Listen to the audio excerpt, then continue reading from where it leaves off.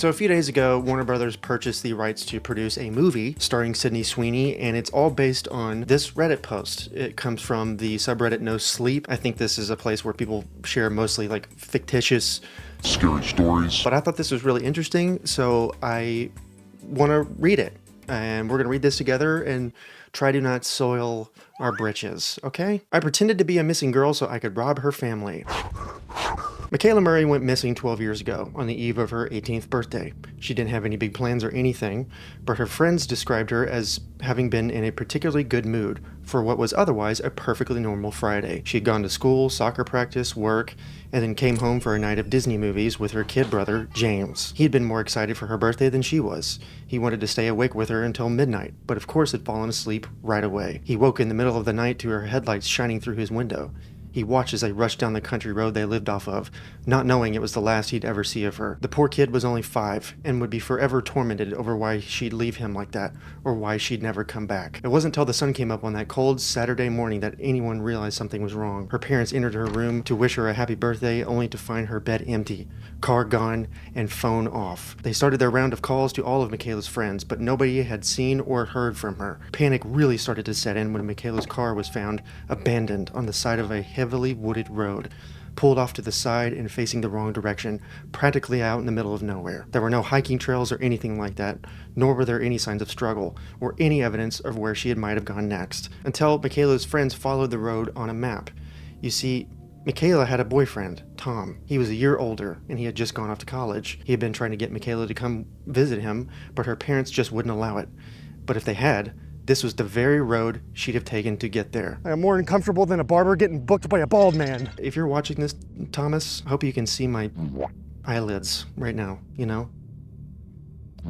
Sorry. So while Linda Murray filed the missing persons report, Paul Murray sped up on that road all the way to Tom's university. Tom swore to him, and later, the investigators, that he hadn't seen her in weeks. Weeks? That he'd been in his room studying that night. His roommate confirmed seeing him early that evening, but then left to go to a party where he'd spent the night. The police looked deeper into Tom and found strands of Michaela's hair in his car. This didn't prove much, but it spooked Tom enough into changing his story a bit and admitting to have seen Michaela more recently than he'd said. That he picked her up late the weekend prior for a midnight drive. Tom? Thomas? Tom? That sounded precisely like what had happened the night she'd gone missing, but police found nothing to substantiate it. Tom was eventually cleared as a suspect, but the Murrays never let it go. They were certain he was involved in her disappearance. So certain that Paul Murray spent several nights sitting outside Tom's dorm, waiting to catch his daughter going in or out. Tom's family ended up taking legal action, which was the end of that. It wasn't long before the case went cold. The days, weeks, and months passed without any further updates. The people in Michaela's life were left with this dark cloud of uncertainty, wondering what had happened to her, if she was out there somewhere. And she was. She was about to return home after more than a decade, because I'm Michaela Murray, and I ran away that night to start a new life. Y'all are gonna think I'm blind as a bat by the end of this, because I'm just gonna be doing this all the time. At least that's what I told the Murrays. I had no fucking idea what happened to that girl. You think I'm awful. That's fine. I don't disagree. I'm not proud of what I did. I was desperate, homeless, and on the run, smoking a pack a day just to function. I owed a lot of money to the wrong people for some other things that I'm not really proud of. I was stuck and needed a plan. And then I saw her face, Michaela Murray. It was on a bulletin board at some cheap motel that I passed through. There were half a dozen girls on there, but Michaela stood out because she looked so much like me. I could have swapped in one of my old high school photos, and I doubt anyone would have noticed. Not that anyone was paying attention to this board or these girls anymore. Even the lady at the motel who'd spotted me staring said they ain't coming home, but I don't got the heart to take 'em down. Hold on, let me try that again with a more, they ain't coming home, but I ain't got the heart to take 'em down. That's better. As I ripped another butt later that night, I decided one of them would be coming home. Michaela's family had money, and that was exactly what I needed. If you're wondering how I expected to get away with it, I didn't. I wasn't planning on being there for more than a night. I did just enough research on Michaela to get in, find out what I could take, and get out. I was going to beg them to give me one day before alerting anybody that I had returned, to let me rest in my own bed before being swarmed by whatever media Nowhere, Indiana had to offer. Though after miles and miles of cornfields, my guess was that I'd have time to escape that wave. The bus station looked copied and pasted into place, standing out between a small market and gas station. I made sure not to talk to anyone. I didn't want to risk being mistaken for the town's longest missing girl. Not yet. After one last cigarette, I shoved the pack and the lighter back into my coat pocket, along with my real identity. When I turned down Lincoln Ave, I was no longer me.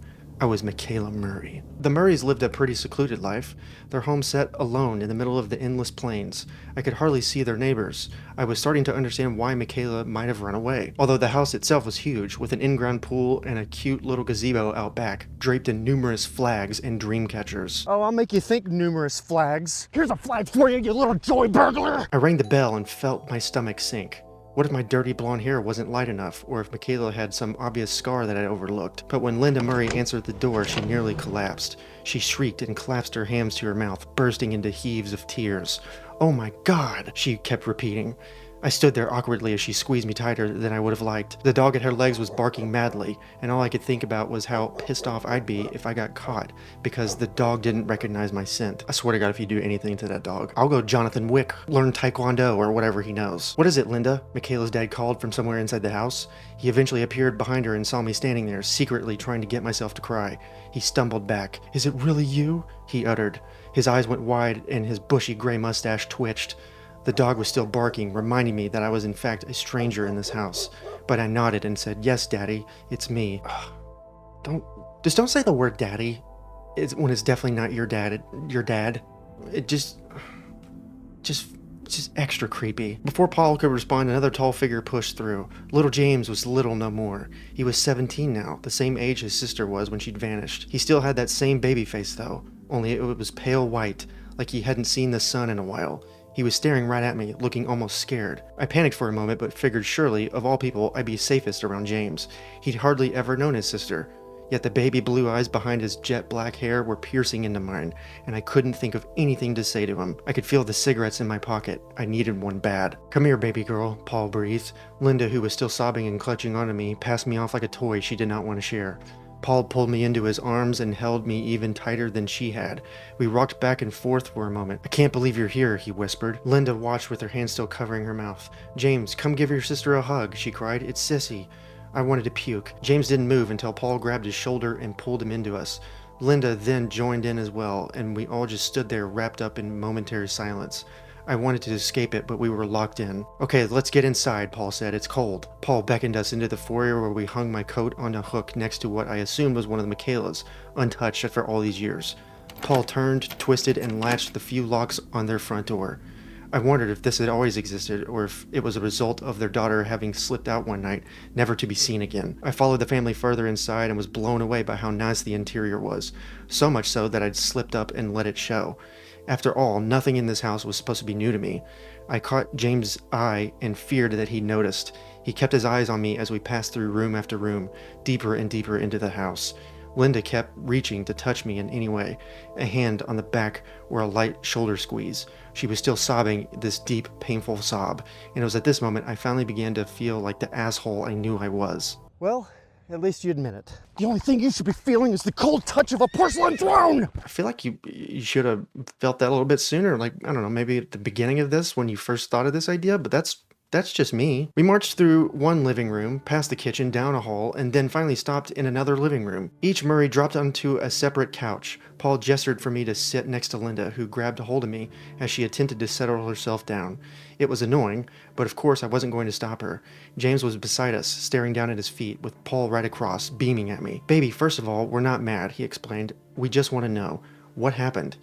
If my actual dad had showed me even an ounce of this concern, I might not have run away myself. I dropped my head and said, "I'm sorry, you guys. I needed to get out of here. I felt stuck. I didn't mean to hurt anyone. I didn't know what to do." That explains nothing. Plan things. Have a plan. At least script it out. Rehearse it in the mirror. Something. Hello? It certainly wasn't Oscar-worthy, but I wasn't playing the long con.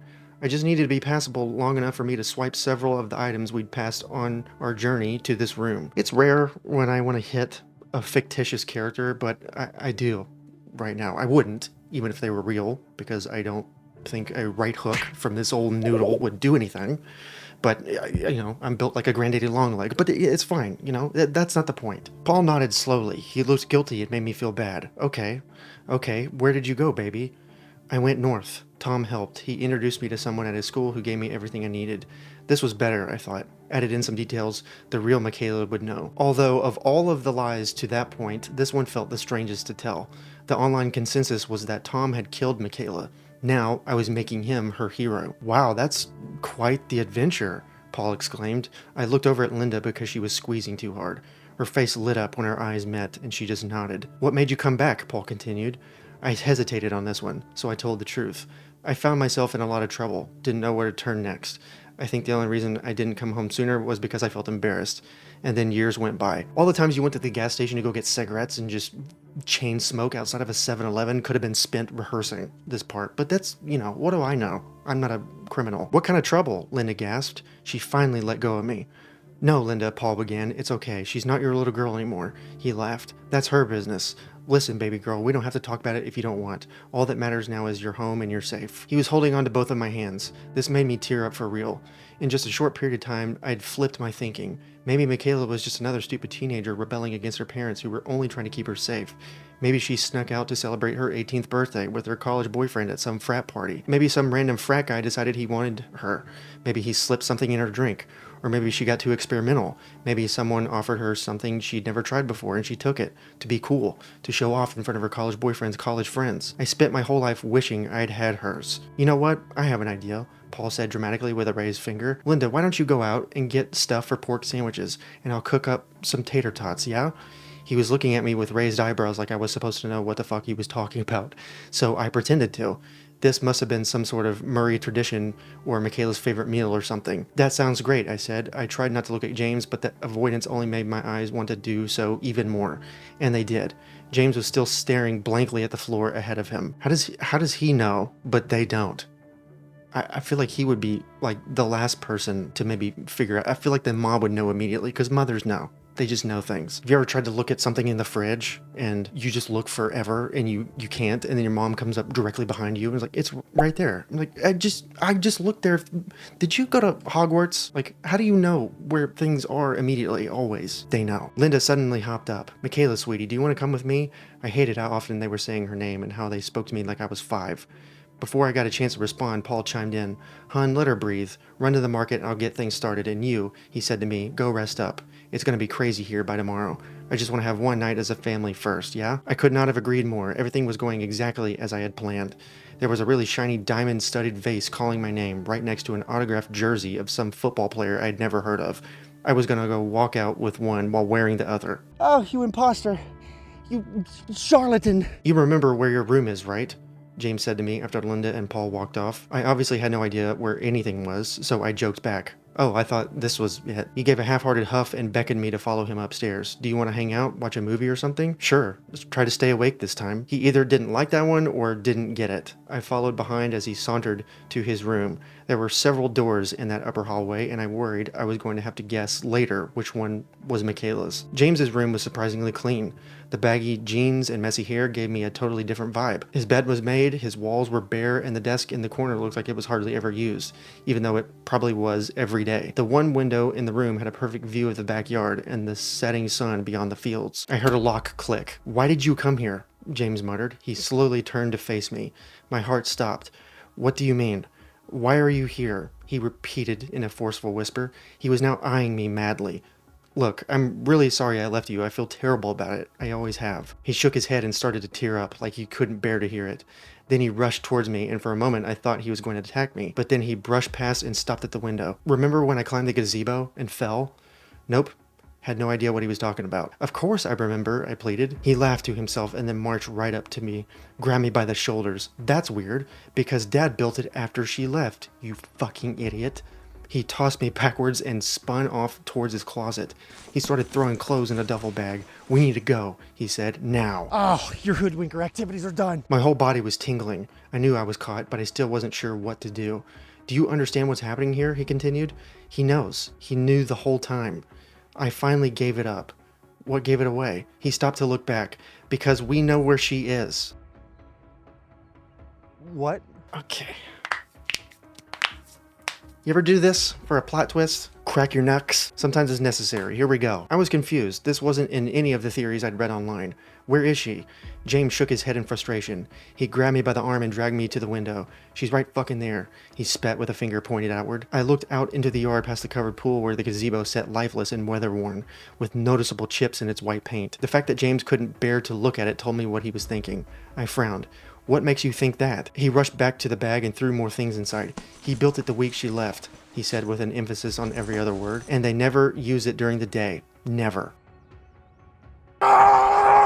I wasn't convinced. James was so young when it happened and clearly torn up over it, as he was reported in everything I'd read about the case. When he noticed my skepticism, he huffed an annoyed sigh and turned to a dresser drawer, rummaging through before pulling out what he was looking for and jamming it into my gut. I reached down for it. It was a dirty purple bracelet, all stretchy and rubber. It had her name on it.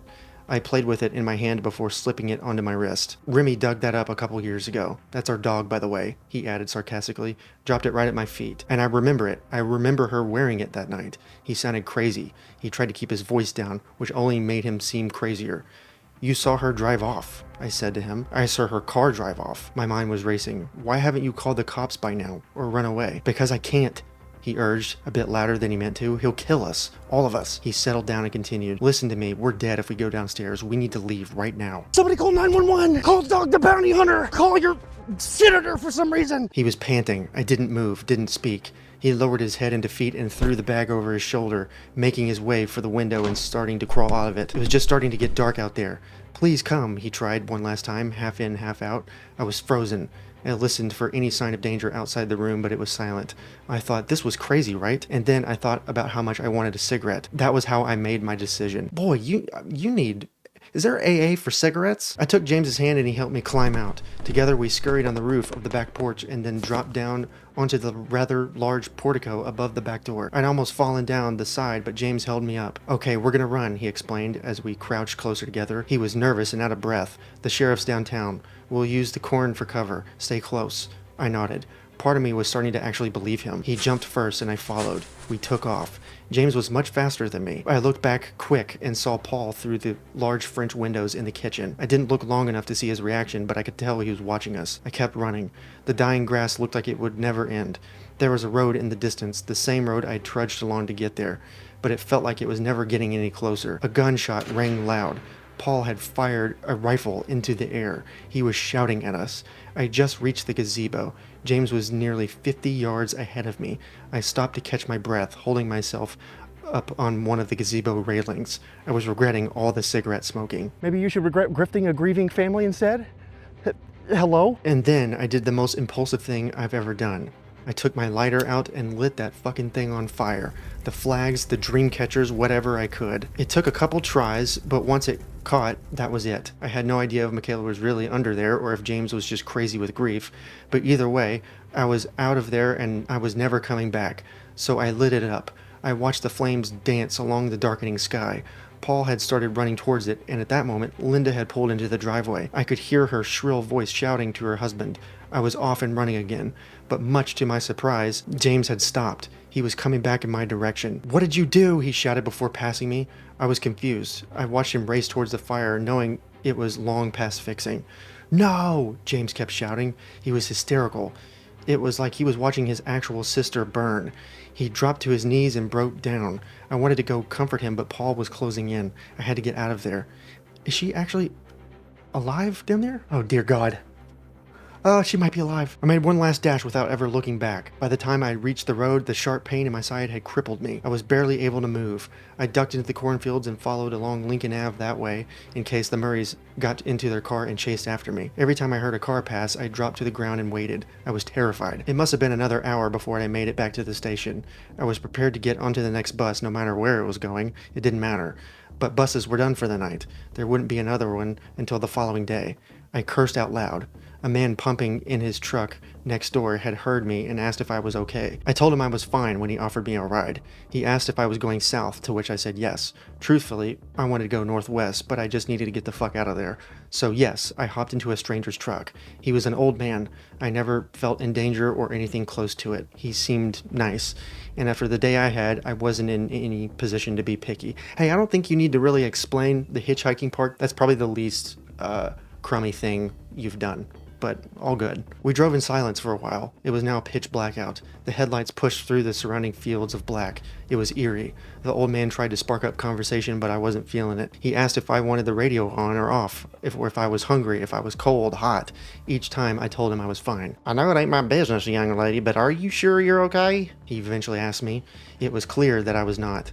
I nodded and assured him once more that I was fine. My mind was still back on Lincoln Ave, wondering what had been happening that very moment at the Murray household, or if Michaela really was buried under the now burnt rubble, or if her brother had just lost his mind. Will you tell me your name? Oh, sorry. Will you tell me your name at least? The old man Will you tell me your name at least? The old man had said, breaking my daydream. I paused. I looked down at my fidgeting hands and noticed the purple bracelet tight along my wrist, the pink lettering of Michaela's name flashing with every passing street light. I had forgotten I was still wearing it. Relax, I didn't do what you think I did. That would have been a mistake. But when the old man dropped me off at a rest stop early the next morning, I saw that I'd already made a much bigger one. I can barely feel my feet. Can you develop neuropathy complications from fear? And there's a link to like a newspaper article. Missing girl's body found. Dear God in hell. Late last evening, authorities responded to a house fire on Lincoln Avenue where they made a shocking discovery. A body. Not just any body, but one that many in the community remember very well. Michaela Murray had gone missing in 2008 under mysterious circumstances. After returning home from work, Michaela had spent the night with her younger brother, her parents had confirmed, but was nowhere to be found the following morning. Her car was found abandoned near the Elkhart River, just miles from her house, leading many to believe that she was on her way to visit her boyfriend, who had been attending school in South Bend. But nobody could have foreseen the shocking twist of yesterday's 911 call to the Murray residence when a passerby spotted the gazebo in their yard ablaze. The family watched in horror, but the horror was only just beginning. When the Goshen Fire Department put out the flames, they were surprised to find a small underground bunker hidden beneath the structure that had used to stand there. Sitting in the middle of this bunker were charred remains that would solve a decade-long mystery and spark a new one.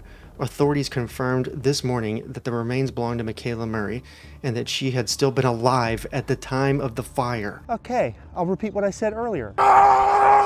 There's been no report on who started the fire or why, but parents Paul and Linda have been placed under arrest, with their remaining child James now being questioned by the FBI.